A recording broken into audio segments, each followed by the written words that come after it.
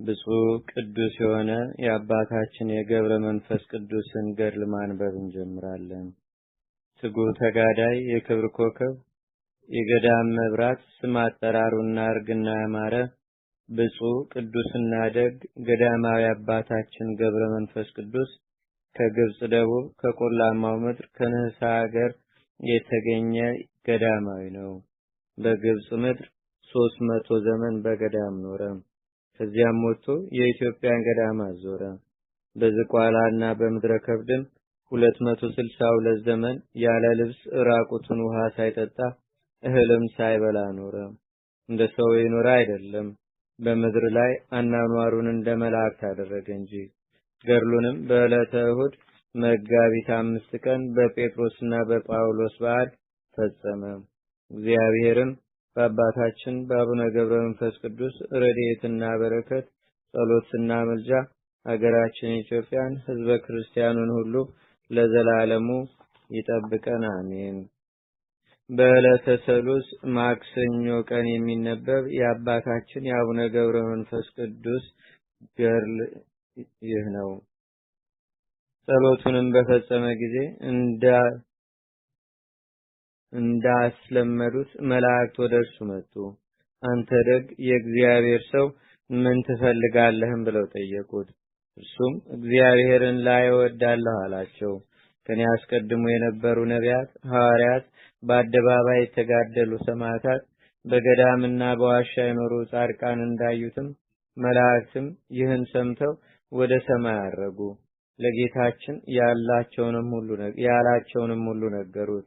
ያን ጊዜም ሰማይ ተከፈተ፣ የእሳት መጋረጃም ተገለጠ።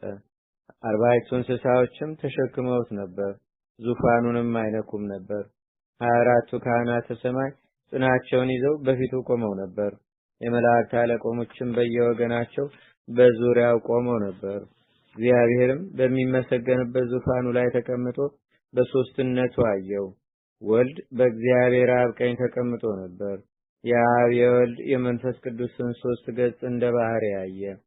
መላእክት ሊቃነ መላእክት በየስርዓታቸው 99 ነገድ በየወገናቸው ቁጥራቸው እጅግ ብዙ የሆነ አእላፍ መላእክት በየነገዳቸው ሆነው ሁሉም በአንድ ቃል ቅዱስ ቅዱስ ቅዱስ የሰራዊት ጌታ እግዚአብሔር የጌትነት ምስጋና በሰማይና በምድር ፈጽሞ የመላ ነው ይላሉ። ሶስት ጊዜ እንዲህ ይላሉ። ከአንደበታቸው ምስጋና ዘውትር አይቋረጥም።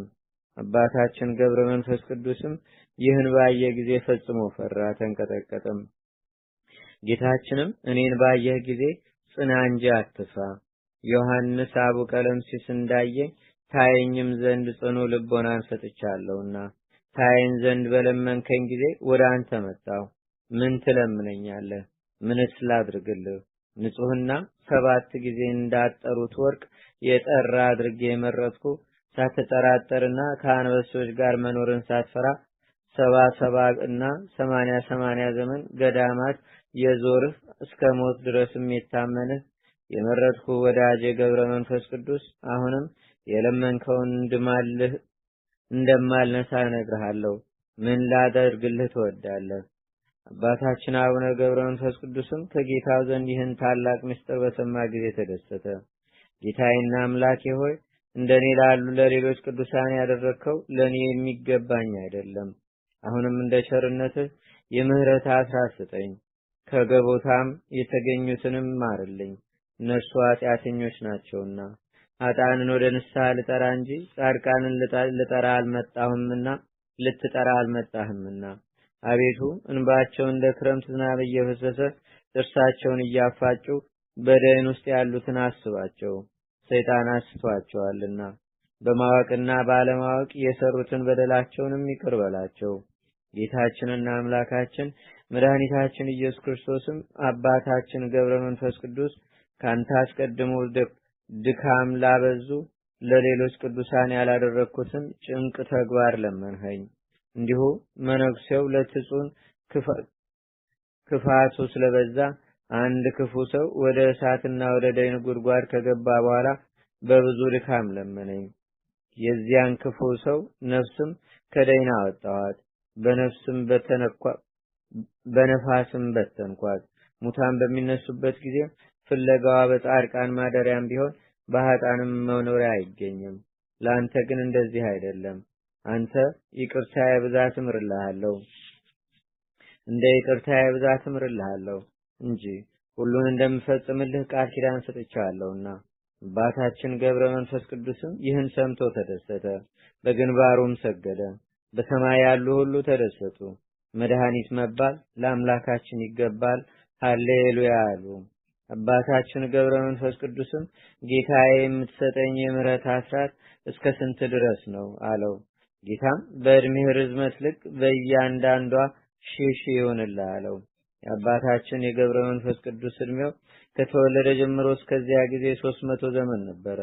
ጌታም የመላእክት አለቆችን በእሳት ሰንሰለት በደይን ውስጥ የታሰሩትን ነፍሳትን ሂዳችሁ አምጧቸው፣ ፈታችሁም ለወዳጄ ለገብረ መንፈስ ቅዱስ ስጡት አላቸው። 7ቱ የመላእክት አለቆችም ወደ ኃጥአን ቦታ ወደ ሲኦል ወረዱ። በዚያችም ሰዓት በኃጥአን ስቃይ ላይ ስልጣን ያለው የጨለማ አበጋዝ አብጥልማኮስ መጣ። የገቦታ ሰዎችንም አወጣቸው። ከደይን የወጡትም ቁጥራቸው 300 ሺህ ሆነ። መላእክትም ወደ ገነት አስገቧቸው። ቅዱስ ሚካኤልና ቅዱስ ገብርኤል በየወገናቸው፣ ቅዱስ ኡራኤልና ቅዱስ ሩፋኤል በየነገዳቸው፣ ቅዱስ ሳቁኤልና ቅዱስ ራጉኤልም በየማይረጋቸው፣ ቅዱስ ፋኑኤልም በፊታቸው እየመራ ሌሎችም መላእክት እልልታ እያቀረቡ ወደ እግዚአብሔር ዙፋን እስኪደርሱ ክብር ለእግዚአብሔር በሰማያት ሰላም በምድር ለሰው ልጅ በጎ ፈቃድ ሆነ እያሉ ነበር። ዳግመኛም ጌታችን አባታችን ገብረ መንፈስ ቅዱስን አለው፣ ከእንግዲህስ ወዲህ ከካህናትና ከመነኮሳት እንዳንተ መላእክት የሚጎበኟቸው ደጋጎች ካልሆኑ በቀር በዚህ ዓለም የሚኖሩ ሰዎች አየዩ ለወደድከው ካልሆነ በቀርም መላእክቶችን እንደማይታዩ አንተም ለማን አትታይም። መሄጃህም በነፋስ ሰረገላ ይሁን፣ ሩጫህም ያለ ድምፅ ይሁን። ከምስራቅ እስከ ምዕራብ ከሰሜን እስከ ደቡብም እስከ ቻልክ ድረስ ብረር። ወዳጄ ገብረ መንፈስ ቅዱስ ሆይ በፈለግከው ጊዜ እኔን አባቴንና መንፈስ ቅዱስን በሶስትነት የየኝ። ወዳጄ ታማኝ አገልጋይ ገብረ መንፈስ ቅዱስ ሆይ ከእንግዲህ ወደ ኢትዮጵያ ምድር ሄድ። በዚያም በጸሎትህና በአማላጅነትህ ከደይን የምታወጣቸው ነፍሳት አሉ አለው። አባታችን ገብረ መንፈስ ቅዱስም ጌታችን ያለውን ነገር ሰምቶ ፊቱ በራ፣ ልቦናው ተደሰተና እንዲህ አለው፣ ጌታዬ አምላኬ ሆይ ወደዚያች ሀገር ማን ይመራኛል? መንገዷንስ በምን አውቃታለሁ? በታናሽነቴ ሩቅ አገር ናት ሲሉ ሰምቻለሁና አለው። እግዚአብሔር አለው፣ እኔ በስልጣኔ እመራሃለሁ፣ መላእክትም ካንተ አይርቁም። በእርሱ ዘንድ የተከበርህ ሆነሃልና እኔንም በወደድከው ቦታ ታገኘኛለህ፣ እንደለመንከኝም አደርግልሃለሁ አለው። ጌታችንም ይህን ቃል ኪዳን ለአገልጋዩ ከሰጠው በኋላ ከእርሱ ተሰወረ። የመላእክት ሰራዊት ምስጋና እያቀረቡም ተመለሱ። እንደ ዳዊትም ምርኮን ማርከህ ወደ አርያም ወጣህ፣ ጸጋህን ስጦታህንም ለሰው ልጆች ሰጠህ ይሉ ነበር። ከደይን የወጡ እነዚህ ነፍሳትም በክብርና በምስጋና ወደ ተድላ ደስታ ገነት ገቡ። በአርያም በቅዱሳን መላእክት አንድነት ደስታ መላ። እጹብ ድንቅ ነገርን ስላዩ ለሌላዎች የተደረገላቸውንም በጎ ነገር ለእነርሱ እንደተደረገላቸው ይቆጥራሉና። ዓለም ከተፈጠረ ጀምሮ ክርስቶስ እስከመጣበት ቀን ድረስ እንደዚህ ያለ የደስታ ነገር የተሰማበት ጊዜ የለም። ወደዚህ ዓለም በመጣ ጊዜም አስቀድሞ መንገዱን ይጠርግ ዘንድ ስሙ ቅዱስ ገብርኤል የተባለ መልአኩን ወደ ገሊላ ሀገር ወደ ማርያም ላከ። ወደ እርሷ ገብቶ ደስ ይበልሽ፣ ጸጋን የተመላሽ ሆይ ደስ ይበልሽ፣ እግዚአብሔር ካንቺ ጋር ነውና ከሴቶች ተለይተሽ አንቺ የተባረክሽ ነሽ፣ እነሆ ትጸንሻለሽ፣ ወንድ ልጁንም ትወልጃለሽ አላት። ማርያም ወንድ ስለማላውቅ ይህ እንዴት ይሆናልኛል አለችው። ያን ጊዜ መልአኩ ቅዱስ ገብርኤል መንፈስ ቅዱስ ያድርብሻል አላት። እውነት ነው፣ ቅድስት እመቤታችን መንፈስ ቅዱስ አድሮባታል። ነገር ግን ባህሪያዋን ባህሪያ አድርጎ ሰው አልሆነም። ሁለተኛም መልአኩ የልዑል ኃይል ይጋርድሻል ባላት ጊዜም እውነት ነው፣ የልጁ እናት ለመሆን ያጸናት ዘንድ የአብ መለኮቱ ጋርዷታል። ነገር ግን ከስጋዋ ስጋ ከነፍሷ ነፍስ ነስቶ ሰው አልሆነም። ካንቺ የሚወለደውም ቅዱስ ነው፣ የልዑል እግዚአብሔር ልጅ ይባላል ባላት ጊዜም ያን ጊዜ ማርያም መልአኩን እነሆኝ የእግዚአብሔር ገረዶ አገልጋዩ ነኝ፣ እንደ ቃልህም ይሁንልኝ አለችው። ያን ጊዜ ወንጌላዊ ቅዱስ ዮሐንስ እንደተናገረ ቃል ሥጋ ሆነ። መልአኩ ለማርያም እንደነገራትም ሥጋ ወልደ እግዚአብሔር ሆነ። አንዱ አካል የሚያጸናት ሆነ። አንዱ አካል ከሥጋዋ ሥጋ ከነፍሷም ነፍስ ነስቶ ከእርሷ የሚወለድ ሆነ። አንዱ አካል የሚቀድሳት ሆነ። በሶስቱ የብርሃን ምሰሶች መውጫን መሰላል አደረገች፣ ወደ ላይ ወደ ሰማይ መውጣት እንችልም ዘንድ። አባታችን አቡነ ገብረ መንፈስ ቅዱስ የመለኮት መገለጽ በሶስትነቱ እንዳየ ሕሊናዋን ወልድ ከአባቱ ጋር ወዳለበት ወደ ጽርሐ አርያም አወጣች፣ ሰቀለችም። እርሱም ራሱን ዝቅ አድርጎ ወረደ፣ ራሱንም አዋህዶ በድንግል ማህፀን አደረ። ደምግባቷን ደግነቷንም በወደደ ጊዜ በጽርሐ አርያም እናት ትሆነው ዘንድ ወደ ሰማይ አላመጣትም። እርሱ ወርዶ በጸራቤው በዮሴፍ ቤት አደረ እንጂ በዚያ ትጸንሰው ዘንድ በኪሩቤል ሰረገላም ላይ አላኖራትም። ስሟ ናዝሬት በተባለች በገሊላ ሀገር ሳለች እርሱ በማህፀኗ ውስጥ አደረ እንጂ በሰማይ እናት በምድር አባት የለውምና። ዳግመኛም በቤተልሔም በበረተኛ አህያና ላም በትንፋሻቸው አሟሟቁት። በአብራክ ታቀፈ፣ በሰሎሜ እጅ ተዳሰሰ። ድንግል ከሆነች እናቱ ጡት ወተትን አስገኘ። ጡትን ለመጥባት አፉን ከፈተ። ድንቅ ተአምርን እየሰራ በየጥቂቱ አደገ። ድውያንንም ይፈውስ ነበር። በመታቀፍና በሜዳ በመዳህ እንደ ሰው መሰለ። በጎለመሰ ጊዜም የወጣቶችን ሥርዓት ፈጸመ። መንገድ በመሄድ ደከመ። ለወይን ቦታ ቅርብ በሆነች ስሟ ሲካር በተባለች የሰማርያ የውሃ ጉድጓድ አጠገብ ተቀመጠ። ከሳምራዊቷ ሴት ይጠጣ ዘንድም ውሃን ለመነ። ከገሊላ ወደ ናዝሬት ከናዝሬትም ወደ ገሊላ ተመላለሰ። በዓለም ውስጥ በግልጥ ታየ። በ30 ዘመን በዮሐንስ እጅ በዮርዳኖስ ተጠመቀ። አብ የምወደው ልጄ ይህ ነው፣ እርሱን ስሙት ብሎ መሰከረለት። ዳግመኛም ድንቅ ተአምር አደረገ። ውሃውን የወይን ጠጅ አደረገ። የደም ፍሳሽን በልብሱ ጫፉ አደረገ። በጥቂት እንጀራና በሁለት ዓሣ ብዙ ሰዎችን አጠገበ። ከኃጢአት ብቻ በቀርም የሰውን ሥርዓት ሁሉ ፈጸመ። በአይሁድ ሕግም የፋሲካውን በግ በላ። ወደ ቂጣ በዓላቸውም ወጣ። በጾም ተራበ። የሚፈትነውም መጥቶ ድፍረት በተሞላበት ልብ እነዚህ ድንጋዮች ዳቦ እንዲሆኑ እዘዝ አለው።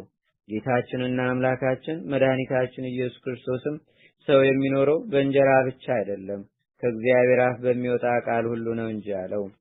ዳግመኛም ተርቦ ምናልባት ከእርሷ የሚያገኘው ፍሬ እንዳለ ያይ ዘንድ ወደ ዕፀ በለስ ሄደ፣ አላገኘም። ስለዚህ ረገማት።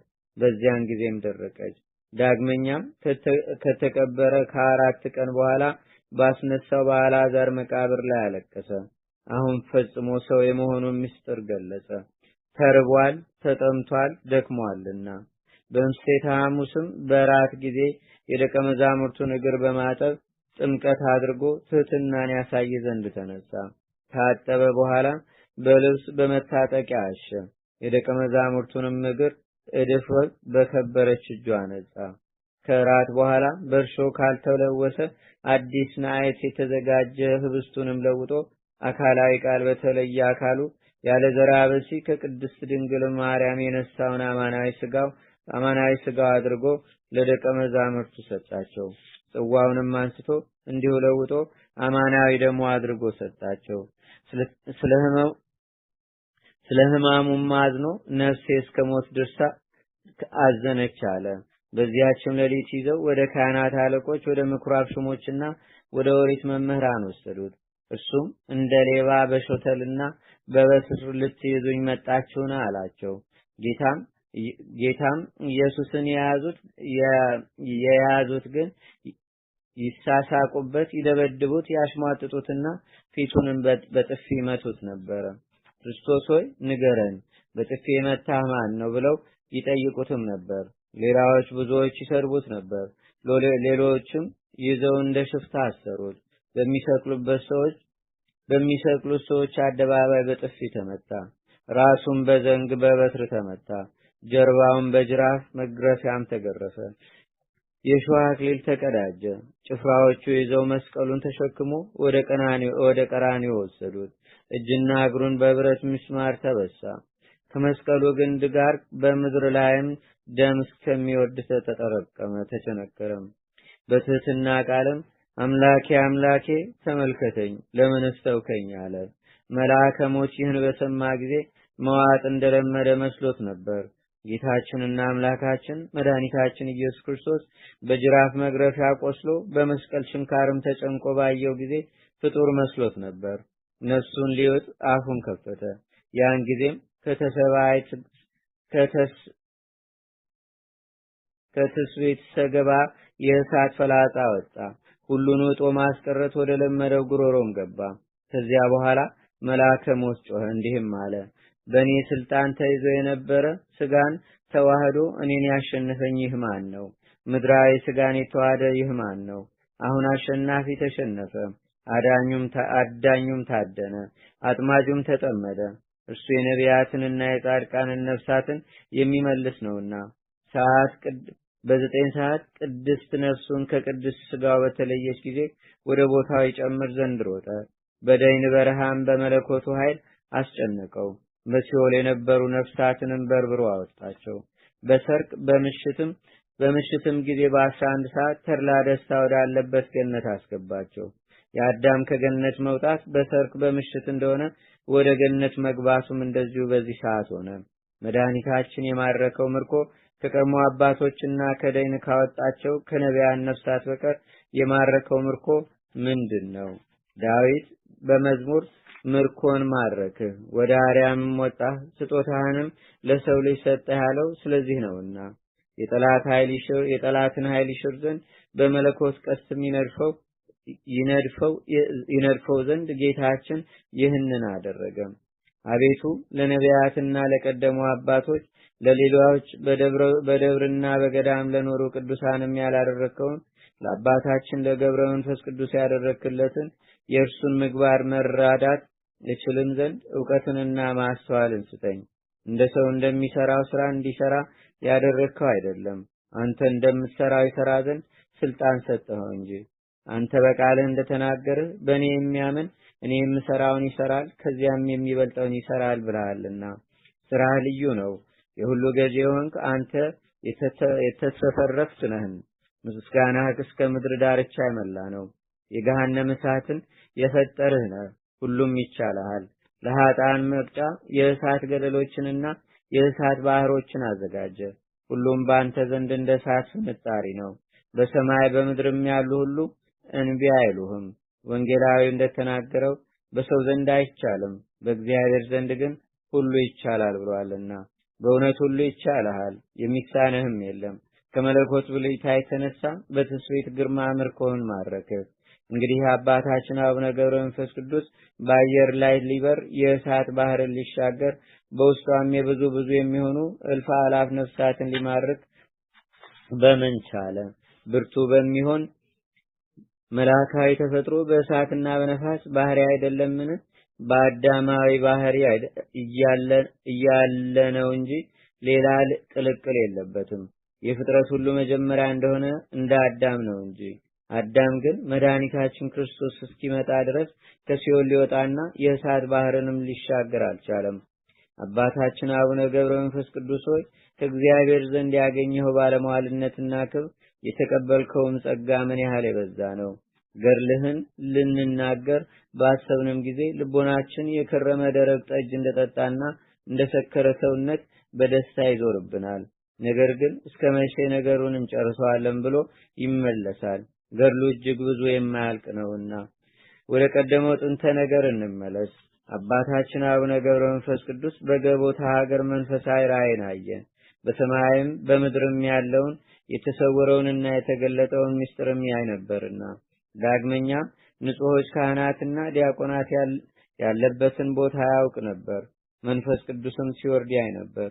በፊቱም የኃጢአተኞችን ሥራ እንደ መስታወት ለዓይኑ የተገለጠ ነበር። ቅዱስ ጳውሎስ እንደተናገረ መንፈስ ቅዱስ ያደረበት ሰው ሁሉን ይመረምራል፣ እርሱን ግን የሚመረምረው የለም። አባታችን አቡነ ገብረ መንፈስ ቅዱስም በምድረ ገቦታ ቁጥራቸው 200 የሚሆኑ ሰዎች በቁርባን ጊዜ በቤተ ክርስቲያን ተሰብስበው አየ። ቅዳሴ በተቀደሰ ጊዜ መንፈስ ቅዱስ በቁርባኑ ላይ ወረደ። አባታችን በመንፈስ ቅዱስ መውረድም ተደሰተ። ዳግመኛ ሁሉም ሲመለሱ ባየ ጊዜ ግን ምግባሩ ከጸና ልቡናው ከቀና ከአንድ ሰው በቀር ከተቀደሰው ሥጋ መለኮት ምስጢር ማንም የተቀበለ አልነበረም። አባታችንም መልአኩን የእነዚህ ሕዝቦች ኃጢአት ምንድነው አለው። መልአኩም አባታችን ገብረ መንፈስ ቅዱስን ኃጢአታቸው በእግዚአብሔር ፊት ብዙ ነውና ተመልከት አለው። አባታችን ገብረ መንፈስ ቅዱስም ሕዝቡን ከቤተ ክርስቲያን አንድነት ለይቶ ወደ ቤታቸው እስከሚደርሱ ድረስ በእሳት አለንጋ እየነዳ ሰይጣንን አየው። እርሱም የእርሱ ገንዘብ ስለሆኑለት ይደሰት ነበር። ሁሉም ጠፉ። ከእነርሱም ወደ ንስሐ ከሚፋጠኑ በቀር አንድም አልቀረም ነበር። ሰይጣን በጥራጌ ውስጥ ወርቅ እንዳገኙ ችግረኞች ተደሰተ። በምድር ላይ በሕይወት ሳሉ ንስሐ ያልገቡ እኒህ ኃጢአተኞች በእውነት የጠፉ ናቸው። ለሰይጣንም ጭፍራ ሆኑለት። አባታችን አቡነ ገብረ መንፈስ ቅዱስ ይህን ባየ ጊዜ ፈጽሞ አለቀሰ። እንዲህም አለ: ጌታዬና አምላኬ ሆይ ሕዝብህን ፈጽሞ ማረከ። ከ200 ሰውም ቅዱስ ሥጋህን በእውነት ከተቀበለ ከአንድ ሰው በቀር የቀረ የለም። ዳዊት በመዝሙር ሕዝብህን ያለ ዋጋ ለሰጠህ እንዳለ አባታችን ሆይ ምህላ ያደርግ ዘንድ ሐዋርያት ወደ ጾሙበት ሄደ። ከዚያም በደረሰ ጊዜ አስቀድመን እንደተናገር በውሃ ደሴት መላልሶ ጸለየ። ጌታችንም ለብፁዕ አገልጋዩ ተገልጾለት ስለ 200 ሰዎች ብለህ ለደከምከው ብዙ ድካምህ ብዙ ነፍሳት ምሬልሃለሁ አለው። አሁንም በልደቴ በጥምቀቴና በትንሣኤ በሶስት ሰዓት 200 ነፍሳት ምሬልሃለሁ። 3,000 ነፍሳትንም ይቅር ብዬልሃለሁ። ወስደህ ወደ ርስትህ አስገባቸው። እነሆ በእጅህ ሰጥቼሃለሁ አለው። ሰይጣንም ይህን ቃል ኪዳን በሰማ ጊዜ መራራ ልቅሶን አለቀሰ። እንዲህ እያለ ይህ ድሃ መነኩሴ ከተወለደ ጀምሮ የተዋረድኩ ሆንኩ። ወደ ሌለበት ቦታ ወዴት ሄዳለሁ? ምርኮዬን የቀማኝ ይህ ድሃ እርሱ ሳይወለድ የያሷቸውንና ወደ ደይን የወሰድኳቸውን በጾም በጸሎት ማረከ። ስለ እነርሱ ሊሞት ፈለገ። ሰማያውያን ምድራውያን ይህን በሰሙ ጊዜ ፈጽመው ተደሰቱ። በደይን ውስጥ ያሉ ነፍሳትንም በጽኑ ገድል በጾምና በጸሎት አወጣቸው እያሉም ያለቅስ ነበር። በአንድ ቀንም የሚሰግደው ስግደት 400 ነበር። 4000 ጊዜ የዳዊት መዝሙር የነቢያትን መሐሌና የሰሎሞንን መሐሌ የእመቤታችን የቅድስት ድንግል ማርያምን ውዳሴ ደግም ነበር። 100 ጊዜ ቀኝ ፊቱን 100 ጊዜ ግራ ፊቱን በድንጋይ ጥፊ ይመታ ነበር። ይህንንም እየሰራ ለኃጢአተኞች መድኃኒት ሆናቸው። የብርያር ኃይሉ ደከመ፣ መርዙ ረከሰ። አባታችንም በጸሎቱ ነፍሳትን ማረከም። ከዚህ በኋላ አባታችን አቡነ ገብረ መንፈስ ቅዱስ 60 አንበሳዎችና 60 ነብሮች እየተከተሉት ወደ ኢትዮጵያ መጣ። 30 አንበሳዎች ፊት ይቀድሙት፣ 30 እንስሳዎች ኋላ ይከተሉት ነበር። 30 ነብሮች በቀኙ 30 ነብሮችም በግራው ይሄዱ ነበር። ስሙ ገብርኤል የተባለ መልአክ እየመራቸውም አባታችን በነፋስ ሰረገላ ተጭኖ አራዊቶችም ከእርሱ ጋር ተጭኖ ወደ ምድረ ከብድ አደረሳቸው። ዳግመኛም ከምድር በላይ ከፍ ወዳለችና ወደ ተቀደሰች ተራራ ወደ ዝቋላ ወሰደው። አባታችንም ከባህሩ ላይ ቆሞ ምስራቅና ምዕራቡን ሰሜንና ደቡቡን ተመለከተ። የኢትዮጵያን ሰዎች ኃጢአትም አየ። በዓይኖቹ ፊት የተገለጠ ሆነ። አባታችንም ወደ ባህር ተወርውሮ በራሱ ተተከለ። እንዲህም አለ: እግዚአብሔር አምላኬ ሆይ ከዚህ ባህር እንደማልወጣ በእግሬም እንደማልቆም በሕያው ስምህ ምያለሁ አለ።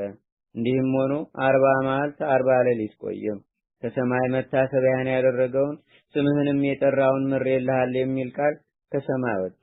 አባታችን አቡነ ገብረ መንፈስ ቅዱስም መልአኩንም መላው የኢትዮጵያን ሕዝብ ይቅር ካልተባለ ከዚህ ባህር አልወጣም አለው። መልአኩም ከርሱ ሄደ። አባታችንም እንዲሆኖ 100 ዓመት ኖረ። ስጋ ሁሉም አለቀ። ደሙም በባህር ውስጥ ፈሰሰ። የውሃው ዙሪያም ደም መሰለ። አጥንቶቹም እንደ በረዶ መስለው ታዩ። አጋንንት ሁሉ ከምስራቅ፣ ከምዕራብ፣ ከሰሜን፣ ከደቡብ መጥተው በአንድ ሌሊት 500 አጋንንት ዘወትር በየቀኑ እስከ 100 ዓመት ድረስ በቀስታቸው ይወጉት ነበር። በሻፎ ድንጋይ የሚቀጠቅጡት ነበር። ከሰዎች መካከልም እንደርሱ ያለ አልነበረም። ከሰማዕታት መጀመሪያ ከእስጢፋኖስ ጀምሮ እስከ ጳጳሳት አለቃ ቅዱስ ጴጥሮስ ስለ ክርስቶስ የሞቱት ሰማዕታት ሁሉ መከራ የአንዲቱ ቀን መከራውን ያህል አይሆንም። ከዚህም በኋላ ጌታችንና አምላካችን መድኃኒታችን ኢየሱስ ክርስቶስ መጣ፣ ከባህሩ ዳርም ቆመ። አባታችን ገብረ መንፈስ ቅዱስንም ወዳጄ ሆይ ተነስተህ ውጣ፣ መላ ኢትዮጵያን ምሬልሃለሁ አለው። አጥንቶቹም እንደ መርፌ ቀዳዳ ተበሳስተው ተገኙ። ጌታችንም ዳሰሰው፣ እንደ ቀድሞም አደረገው፣ ወደ ምድረ ከብድም ላከው። ከዚህ በኋላም ወደ ሰማይ ወጥቶ ከፀሐይ በላይ ከሰማይ በታች 7 ዓመት ኖረ። በኋላም ወደ ምድረ ከብድ ተላከ። እንደ ምሰሶም ቀጥ ብሎ ቆሞ 7 ወር ቆየ። ወደ ሰማይ በተመለከተ ጊዜ ቅንድቦቹን አልከደነም ነበር። ራሱን ዘንበል አድርጎ እጆቹንም ወደ ሰማይ ዘርግቶ ነበር። ከዚያን በኋላ ሰይጣን እንደ ቁራ መስሎ መጣ። ዓይኖቹንም ወደ ሰማይ ተሰቅለው ሳይጨፍኑ አገኘ። በራሱ ላይም ተቀምጦ 2ቱን ዓይኖቹን ወሰደ። ከዚያ በኋላ መላልሶ እየጸለየ ጸሎቱን ሳያቋርጥ 2 ሳምንት ቆየ። ከዚያም በኋላ የመላእክት አለቆች ቅዱስ ሚካኤልና ቅዱስ ገብርኤል መጥተው ከፊቱ ቆሙ። 2 ዓይኖቹንም እፍ አሉባቸውና አዩ። እይታቸውም ከቀድሞዎቹ ይልቅ ከፀሐይ 7 እጅ ያበራል። አባታችን ገብረ መንፈስ ቅዱስ ጠላቶችን ታጠፋቸው ዘንድ ወደ ዝቋላ ሂድ፣ ከሰማይም ታላቅ ኃይል ይሰጣል አሉት። 2ቱ ሊቃነ መላእክትም ወደ ሰማይ አረጉ። አባታችን ገብረ መንፈስ ቅዱስም ተነስቶ ወደ ዝቋላ ሄደ። በመንገድም 3 ሽማግሌዎች ደክሟቸው ከዛፍ ጥላ ስር ተቀምጠው አገኘ። ያረፉበት ተራራም እጅግ ይበራ ነበር። አባታችን ገብረ መንፈስ ቅዱስም በህሊናው ልትሰወራቸው ብሎ አሰበ። እነርሱ ግን ስለ እግዚአብሔር ብለህ ትንሽ በጀርባህ 1 ምዕራፍ ዘለን እንጂ አትለፈና ብለው አሰምተው ተናገሩ። አባታችንም መጣ፣ ቀረበም። የደከማቸው ሽማግሌዎችም ሆነው አያቸው። ሁለንተናቸው በሽበት የተሸፈነ ነበርና አንደኛውንም አንስቶ በጀርባው አዘለው። ጥቂትም ከሄደ በኋላ ሽማግሌው በዚህ አስቀምጠኝ፣ የማትበላና የማትጠጣ ስለሆንክ ደክመሃልና አለው። አባታችንም በምን ታውቀኛለህ አለው። ሽማግሌውም ተመልሰህ ሂድና ጓደኞችን አምጣቸው አለው። አባታችንም ሽማግሌውን በዚያ ትቶ ወደ 2ቱ ሽማግሌዎች ሄደ። ከሁለቱም አንዱን አንስቶ ወደ መጀመሪያው ሽማግሌ አደረሰው። ተመልሶም አንደኛውን አንስቶ 2ቱ ሽማግሌዎች ወዳሉበት አደረሰው። አባታችንም ከወዴት መጣችሁ? የሽታችሁ መዓዛ ልብን ያስደስታል፣ ሐሳብንም ይሰልባል አላቸው። 3ቱም ተነስተው ቆሙና አንድ መስለው ታዩት።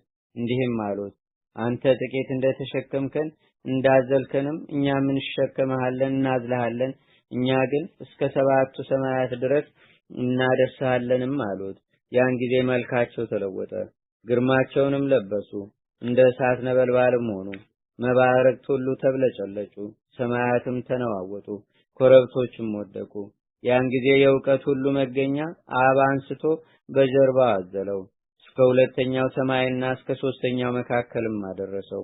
ወልድም ተቀብሎ በጀርባው አዘለው፣ እስከ 6ኛው ሰማይ መካከልም አደረሰው። መንፈስ ቅዱስም ተቀብሎ እስከሚያስፈራው ዙፋኑ አደረሰው። ከአንድ ዙፋኑ ዘንድም 3 አካል 1 ባህሪ ታየው፣ ተገለጠለትም። ጌታችንም አቅፎ ሳመው። አብና መንፈስ ቅዱስም ታቅፈው ሳሙት፣ አንድ ዙፋናቸውንም አሳዩት።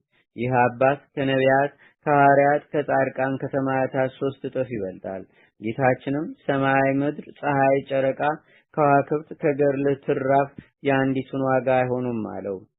አሁንም እስከ 100 ዓመት ድረስ አጥንቶች እስኪበሳሱ ድረስ የነደፉን አጋንንት ታሰጥማቸው ዘንድ ወደ ዝቋላ ሄድ፣ እኔ እንደወሰድሁ ሳያውቁ በባህር አለ ይሉሃልና። 7ቱ የመላእክት አለቆችም ከእሳት መብረቆች ጋር ይከተሉ፣ በመብረቅም ተጭነህ ብረር አለው። 3ቱ አካላትም ሸኙት፣ ወደ መንበራቸውም ተመለሱ።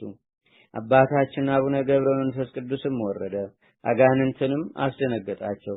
መላእክትም ከበቧቸው፣ በእሳት ሰይፍም ማረዷቸው፣ በመብረቅም አቃጠሏቸውና አመድ ሆኑ፣ በነፋስም በተኗቸው። የእነዚህም አጋንንት ቁጥራቸው 70,000 ነበር። ሁሉም በአንድ ቀን አለቁ፣ አንድም አልቀረም። ከዚህ በኋላ መባረክቶቹ ከመላእክቱ ጋር ተመለሱ። አባታችንም ከአንበሳዎችና ከነብሮች ጋር ወደ ምድረ ከብድ ተመለሰ።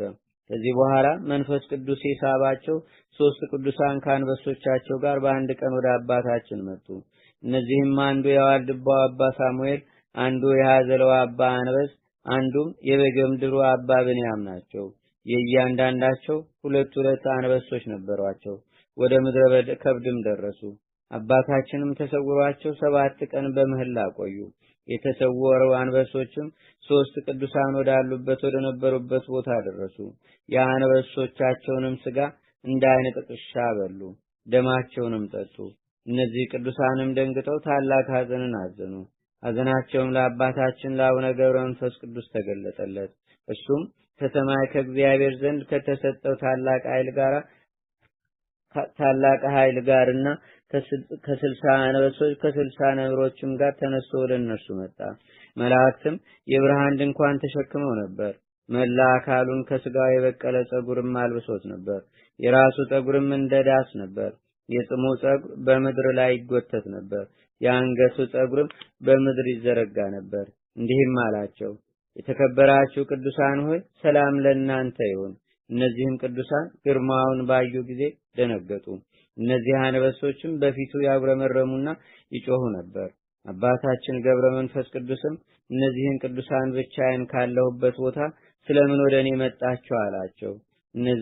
እነዚህም ቅዱሳን የከበረች ጸሎትን ባወቅን ጊዜ ወደ አንተ መጣን፣ አንተ የባህታውያን አለቃ ነህና አሉት። ስለዚህም የእግዚአብሔርን ድንቅ ስራ ትነግረን ዘንድ ወደ አንተ መጣን። ከመጣን በኋላም ባላገኘንህ ጊዜ እስከ 7 ቀን ድረስ አዝነን አለቀስን። በዚህችም ምህላ ስናደርግ አንበሳዎች መጥተው አንበሳዎቻችን ያዙ፣ ገድለውም በሏቸው፣ ደማቸውንም እንደ አይነ ጥቅሻ ላሱ። አባታችንም አናብስቶቹን እስክትሞቱ ድረስ ከረገጥኩት የእግሬ ጫማ ትቢያ በቀር እንዳትበሉ ያላዘዝኳችሁን ለምን በላችሁ? በሉ አሁን የበላችሁትን ትፉ አላቸው። አንበሶቹም አፋቸውን ከፍተው የበሉትን ሁሉ ስጋቸውን አጥንታቸውንም ተፉ። በሆዳቸው ውስጥም ምንም አልቀረም። እንደ አይነ ጥቅሻ በአንድ ጊዜ ሁሉንም ተፉ እንጂ። አባታችንም ወደ ምስራቅ ዞሮ ፈጣሪውን አመሰገነው እንዲህ ሲል፣ አልዓዛርን ከመቃብር ያስነሳው እንዲከተሏቸው ለአገልጋዮች የሰጣቸውን እነዚህን የሞቱ አንበሳዎች አስነሳቸው። አቤቱ አሁንም እንዲያገለግሏቸው ስጣቸው እያለ ጸለየ። ያን ጊዜም በአንበሳዎቹ ስጋ ላይ አማትቦ በጌታዬ በኢየሱስ ክርስቶስ ስም ተነሱ አላቸው። አንበሳዎቹም እንደ አይነ ጥቅሻ ፈጥነው ተነሱ፣ እንደ ቀድሞውም ሆኑ። እንደ ሰውም በሰው ቋንቋም ተናገሩ፣ አጉረመረሙም።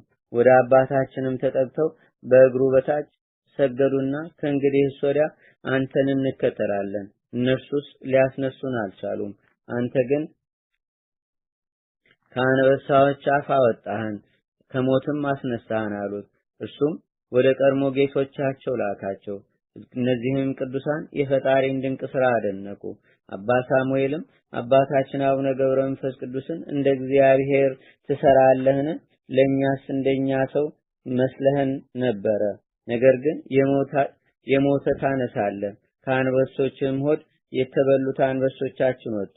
በዚች ቀንም እኛ ድንቅ ነገርን አየን ብለው ሰገዱለት። የአባታችን የአቡነ ገብረ መንፈስ ቅዱስ ረድኤትና በረከት በአገራችን በኢትዮጵያ በሕዝበ ክርስቲያኑ ሁሉ ላይ ለዘላለሙ አድሮ ይኑር፣ አሜን። አቤቱ ጌታችንና አምላካችን መድኃኒታችን ኢየሱስ ክርስቶስ ሆይ ከብልጽግናቸው ብዛት የተነሳ ብዙ መባ ካገቡት ይልቅ የደሃይቱን አነስተኛ መባ እንደተቀበል ለሁልጊዜም የሚያገለግሉ አእላፍ መላእክትን እያሳሰብን በችግራችን ጊዜ የምናቀርብልህን ምስጋና ተቀበል። ቅዱሳን ነቢያት፣ የወንጌል ሰባኪያን ሐዋርያት፣ ሰማዕታትና ጻድቃን፣ ትጉሃን መላእክትና ፍጹማን ደናግል እንዲሁም ደጋጎች መነኮሳት ሆይ ልጅ አዋቂ ሳይለይ የምንሰበሰብባትን ይህችን የጉባኤን ቦታ ባርኩ። ይህን መጽሐፍ ወረቀቱን አዘጋጅቶ ብራና ደምጾ ብዕር ቀርጾ የጻፈውና ያጻፈውን ወይም በማህተም ያሳተመውን ከግዕዝ ወደ አማርኛም የተረጎመውን ቃለ ንባቡንም በእርጋታ መንፈስና በተመስጦ ሕሊና የሰማውን ያደመጠውንም በደለኛና ሁሉን በአማላጅነቷ የምታስምር በጌታችንና በአምላካችን በመድኃኒታችን በኢየሱስ ክርስቶስ እናቱ በቅድስት ድንግል ማርያም ጸሎት ጌታችንና አምላካችን መድኃኒታችን ኢየሱስ ክርስቶስ አገራችን ኢትዮጵያ ሕዝበ ክርስቲያኑን ሁሉ በአባታችን በአቡነ ገብረ መንፈስ ቅዱስ ረድኤትና በረከት አማላጅነቱም ለዘላለሙ ጸንቶ ይኑር አሜን። አቡነ ዘበሰማያት